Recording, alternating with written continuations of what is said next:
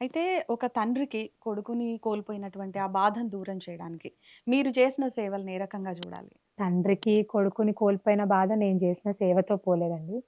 వారు ఆయన గట్టిగా నమ్ముకొని నేను అంటే నిజంగా గూడా తమ్ముడిని కోల్పోయిన తర్వాత మూడో రోజు నన్ను, మా అమ్మని కూర్చోబెట్టుకొని మాట్లాడినప్పుడు గూడా, మా నాన్న ఏ రోజు అంటే అదేదో కోల్పోయినాము అన్నట్టు మాట్లాడలేదు. హ్మ్. హ్మ్. 21 ఏండ్ల వయస్సులో వాడి బాధ్యత ఇక్కడి వరకే ఉండనేమో, రుణం ఇక్కడి వరకే ఉండనేమో, అయిపోయింది.